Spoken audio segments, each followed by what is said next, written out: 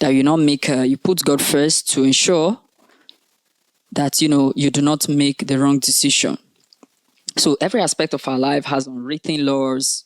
We believe that every aspect of our life has unwritten laws, but marriage do not have any written law. So for you to operate with such a philosophy is a sign that maybe something critical is wrong with you or is wrong with your thinking. You understand? Be it career, business, and otherwise, there is laws governs everything, and in relationship, dating, and marriage is not it's not different. It's also applicable as well. So based on such, the first on the list is, if you want your relationship to actually work, to succeed, your dating and as well as your marriage to actually succeed and survive the test of time or to be for long, you must apply or adopt these laws. Number one is put God first. You see, whether you like it or not, life is spiritual, is far beyond what you just see in the physical realm. So hence, spirituality you must ensure that spirituality plays a major role in your what? In your dating, relationship, and marital life. Hence, is the reason why you must put God first. You need to put God first to take the right decision, to ensure that the person you are choosing is not the wrong person for you, it's not the bad person for you. Hence, the reason why you want to put God first. Then, number two reason why you want to put God first is you want to ensure that you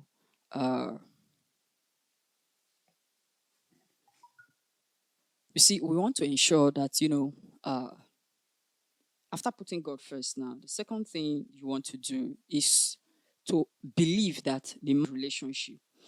You see, I made just a part of a particular post that I actually have still on this channel, which says, when it's about choosing a partner, where I talked about, that any woman who does not believe that the man is the head of the home is not a woman you should date or even get married to. You understand? You see, the man must be the one who gives directives or who gives command in the home.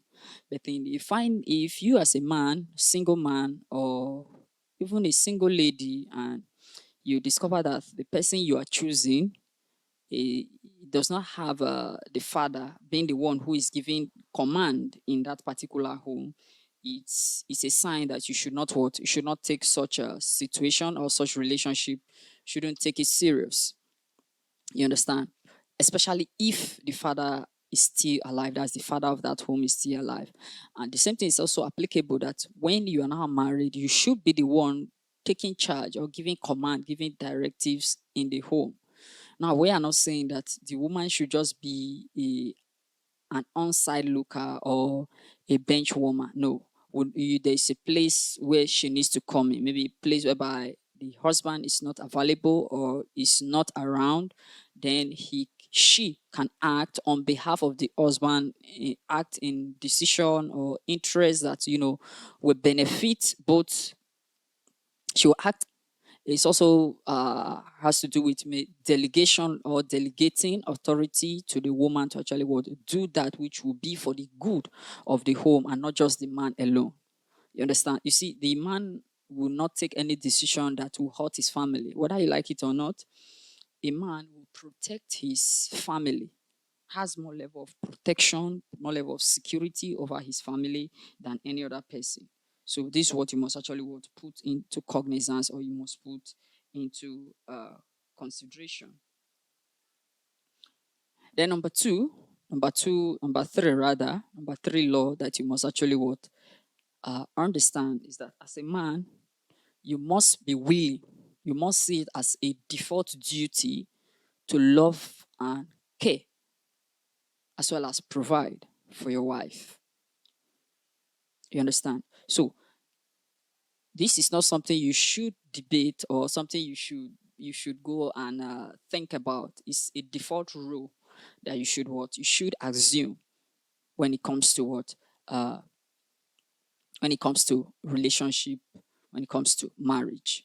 You understand? You must see it as a primary duty or as a basic duty. Then number 4 is A wife must be respectful and must be submissive to her husband.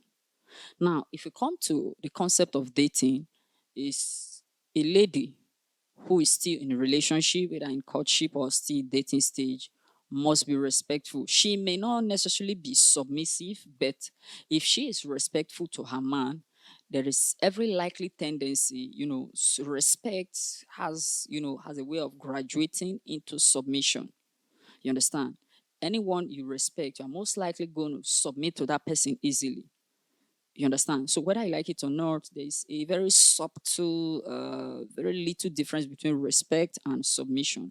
And for you, if you can respect someone, you're not going to find it difficult to submit to that person's authority or to submit to the leadership of that particular person. You understand? So you must, as a woman, you must see it as a point of duty, just like the way the man sees himself providing, taking care, and securing his family as a primary point of duty that he owe to his family, or he owe to his wife, to his children, and his entire household. You as a wife, you should also see this as a point of duty that you owe to your family, that you owe to your husband. You understand?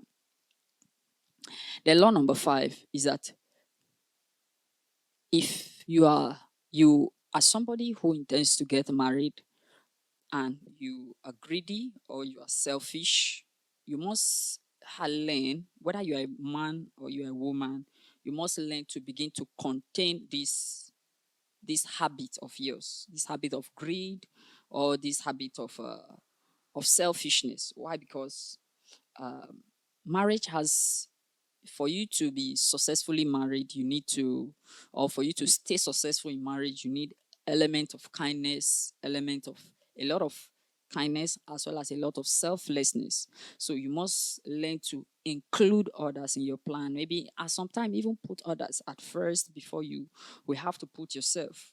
You understand? But at the end, selflessness as well as kindness will have to what? Will have to play a major role in your marriage for it to succeed. You understand? You have to, consider that, okay, for the good of the home, I will sacrifice some certain things just to ensure that the home can actually take a good shape or take a good direction. You understand? It may not necessarily be all the time, but in times whereby it becomes a necessity. You understand? You have to You have to do that. For instance, a man may have to, let's assume that maybe cases whereby there is low resources, the man will always want to put his wife and his children first, that they get good food, clothing, shelter, before he will even have to put himself to getting good clothes. Now, what we are saying here is that it's not that this man should put on rags, but he will want to put all of these people first before he will put himself in the picture as regard getting all these things. So that's what we're talking about, the concept of selflessness and kindness. You understand? Whether you like it or not, if you got married at the age of 20, either as a man or as a lady, this person you are getting married to, they've had a particular way of life that they've been living for the past 20 years of their lives. So you come in now when they are at age 20, that's if the both of you got married at age 20, there are some habits that this person has formed. You understand that, you might not be too comfortable with, but what you'll be looking at on overall of this particular individual is the overall merits compared to the demerit that this person actually has. That means you look at the pros and the cons. You look at, when you now look at the pros, the good character that this person actually has outruns the bad, characters that this individual actually has. You understand? Hence the reason why you are choosing that particular individual. Let's assume that maybe some of the bad character, or maybe let's say weakness or flaws that this individual actually has, maybe maybe this person is not too fast when he's doing some particular things, or maybe the individual is is not too smart in the way he actually handles things, it's a weakness. But if you look at other aspects, that's maybe other character of his, he's respectful, he's kind, he's humble, he has good leadership qualities, he's a good team player, he believes in corporate vision, he believes in success of the team, then you want to choose that person. You understand? Despite him having not too smart attribute or weakness or flaw, you want to choose him because you've seen the advantages or the merits that he has over his demerits of or his weakness. You understand? Kind. As such, if you are greedy and you are selfish, it is advisable not to get married. You understand? Because if you get married as a selfish or as a greedy person, you're going to hurt yourself as well as you are going to hurt your family as well. You understand? So this is number four of number five of the laws now. Then number six of the law is that if you're already dating or you're already in courtship, you see, occasional cohabitation is a must. Now, occasional cohabitation, you see, this thing is quite tricky, especially if you happen to be a Christian and what you are practicing is abstinence till marriage. You see, why am I saying that this aspect is tricky? Because cohabiting, if these two persons are not disciplined enough, they might break that particular vow of keeping themselves till marriage that they actually made to themselves.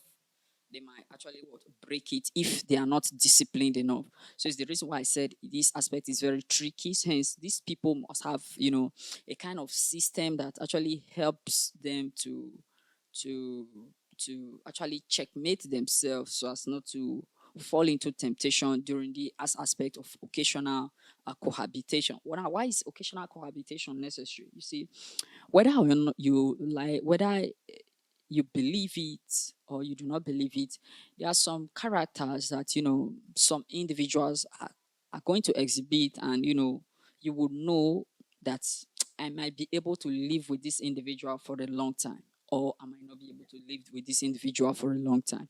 So occasional cohabiting will help to actually reveal some of these characters. And if these two people actually discover that they might not be able to live together based on this serious weakness or backlash, they are most likely going to they are most likely going to end the relationship, especially if both of them are not willing to make adjustments for their own good. So they are most likely going to end the relationship based on this.